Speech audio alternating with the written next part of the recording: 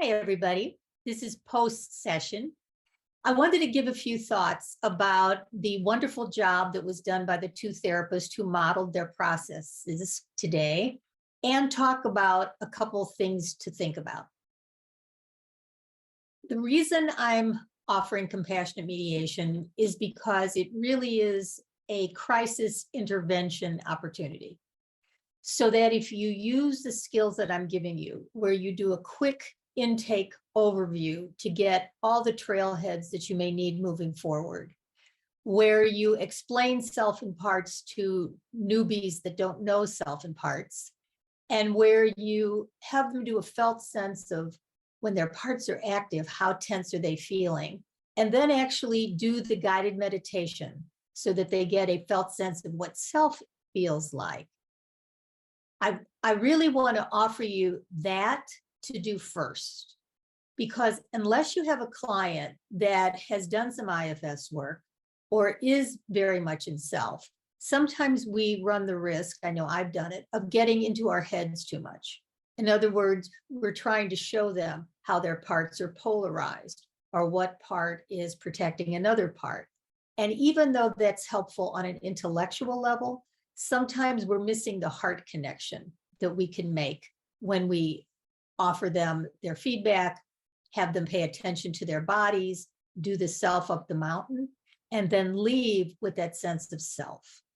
So sometimes doing it, questions, self in parts, feelings, self up the mountain, that's usually for me the universal first session. And you can take it any way you want, and just be aware that sometimes it either might be too fast for someone, it might be too intellectual for someone, or they get a sense of understanding, but they might miss on some of the feelings that they could have with you in the office. Thought number one. Okay, so there's a danger sometimes going too fast or being too parts related with people that don't speak the language. The other option sometimes is to go too slowly. In other words, we can reflect back, we can be compassionate, we can be understanding, we can have them feel seen and heard. And sometimes if we're looking at the time and we're going to leave them with a part that's unattended, meaning they might be uncovering a part that's very scared, they might be uncovering a part that's very sad or very angry. We always have to make sure that there's room for closure. And the closure is often more than just witnessing their parts. No matter how much work they do, if they have in self found their part, reached some understanding, we can still give them some tools to take home. So here's a few. Number one, I have them breathe, and I remind them of how it felt when they went up the mountain.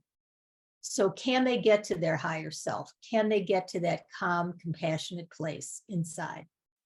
And can they turn in the direction of that 15-year-old girl or that barbarian part and give them a sense of your presence? Or ask the parts, the little girl or the barbarian, how old do they think you are? And if they know you're 51, that's wonderful. Do they also know what kind of mother you are? Do they know how well you love your daughter and how much love you give her? They can look forward to you giving them that kind of love. So let them know that you're there, you're going to love them, you're going to listen to them. And if they want to, they can journal. You can take a computer, you can write on the top of a sheet of paper, I'm here for you, how can I help? And then just take dictation from each one. So if the 15-year-old wants to tell you what she's sad about or angry about or scared about, just listen. And it might go on for pages. And you just listen. You bring your higher self and you listen. And then when you're done listening, then write her a love note. Dear teenager, dear inner child, I see you. I understand how sad and scared you are. I'm here for you. I've got another appointment with my therapist. We're going to help you, but I'm here for you now. And with the barbarian, you turn to the barbarian and say, thanks for trying to run interference, but I've got this. You can join my board of directors and kind of whisper in my ear when I need to be strong, but right now I'm just going to be curious and calm and compassionate. But I thank you both. And there needs to be some way that the client feels peace or hope that even though the end of the hour is there and they have all their parts flailing, that you're going to be available for them, but more importantly, they're going to be available with some tools. So whether it's journaling, meditating, listening to their parts, just giving them the hope that this is a work in progress. You might feel more sad or more angry, but you might be grieving things that have come up in the past, or you might be on the cusp of remembering something that you may have forgotten that might have some trauma attached, but you don't have to be afraid of that because I can help you unburden it.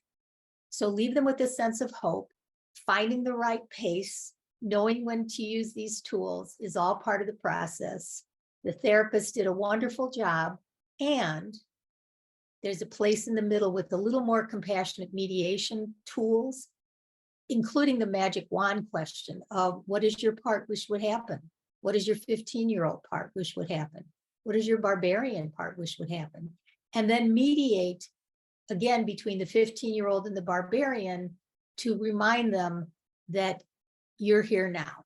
Your client is here now. She knows how to be here for them, and we'll come back soon.